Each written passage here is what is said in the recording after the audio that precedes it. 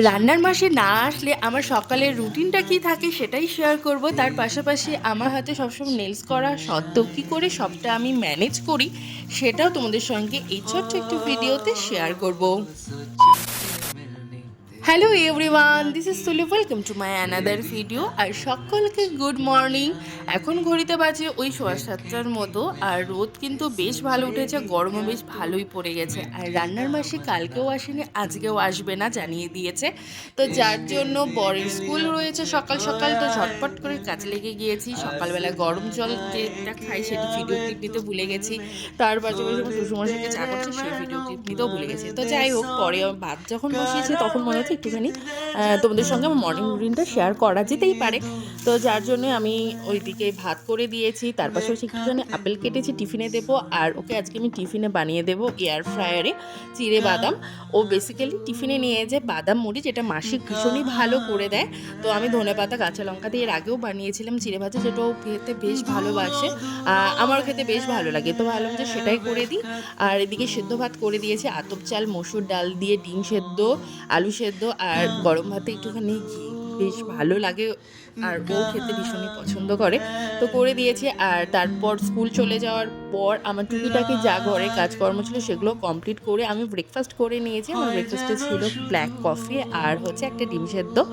আর ওই যে বললাম, বর যে স্কুলে হচ্ছে বাদাম মুড়ি নিয়ে যায়, তো আগের দিনে সামান্য একটু মুড়ি ছিল, তো সেটাও ও স্কুলে নিয়ে যাবে না, কেউ খাবেও না, দুদিন বাসি হয়ে গেছে। তো যার জন্য ভাবলাম যে আমাদের উপরের যে এক বাথরুমে হচ্ছে ঘুঘু বাসা দিয়েছে, তো সেখানে ঘুঘুকে একটু দিয়ে দিলাম যে খেয়ে নেবে।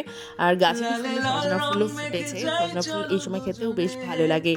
তো সব কিছু করে এসে এবার দুপুরবেলা রান্নাটা আমাকে করতে হবে, যেহেতু মাসে আসবে না। আর আজকে আমি রান্না উপরেই করব, নিচে করব না।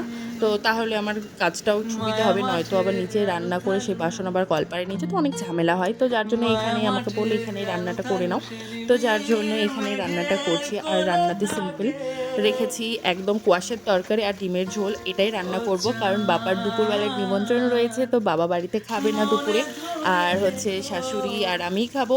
আর ওর জন্য ফ্রিজে হচ্ছে একটু সয়াবিনের তরকারি রয়েছে, সেটাও ও খাবে। তো যার জন্য সব কিছু মোটামুটি বসিয়ে দিয়েছি, হয়েও গেছে, বেশি সময় লাগবে না। আর এখানে কিছু কাপড় ছিল ঠান্ডার, সেগুলো আমি ওয়াশিং মেশিনে দিয়ে দিয়েছি ধোয়ার জন্য। তো হতে হতে আমার বাকি কাজগুলো হয়ে যাবে, শুধুমাত্র ভাতটাই আমি নিচে করব। আর এবার আসি নেলসের কথায়। আমাকে অনেকেই দেখলে বলো যে হচ্ছে হাতের নেলসগুলো এত বড় বড়, কোনো কাজই করতে হয় না বা কোনো কিছু কী করে করি বা কিছু। তো আসলে আমি বিয়ের আগে থেকেই হচ্ছে হাতের নখ, নিজের নখে বড় করি, তো আমার কোনো প্রবলেম হয় না। আর আমি কিন্তু নেল এক্সটেনশন শুধুমাত্র বিয়ের সময়ই করেছি, তারপর আর কখনো নেল এক্সটেনশন আমি করিনি। তো তারপর থেকে প্রেস অন নেলসই করছি।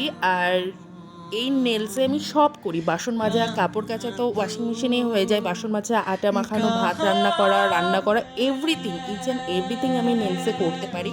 শুধু নেলস করলে হয় না, সেটাকে ম্যানেজ করতেও জানতে হয়, যেটা আমি ভীষণই ভালোভাবে করতে পারি বলেই আমি নেলস করা সত্ত্বেও, দু হাতে বড় বড় নেলস করা সত্ত্বেও সব কিছু ম্যানেজ করতে পারি। তো যাই হোক, আমার সব কিছু কমপ্লিট হয়ে গেছে, স্নান করাও কমপ্লিট।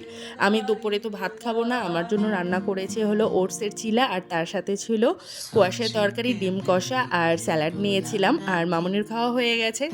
তো চলো আজকের ভিডিও এখানে এন্ড করছি, বাই।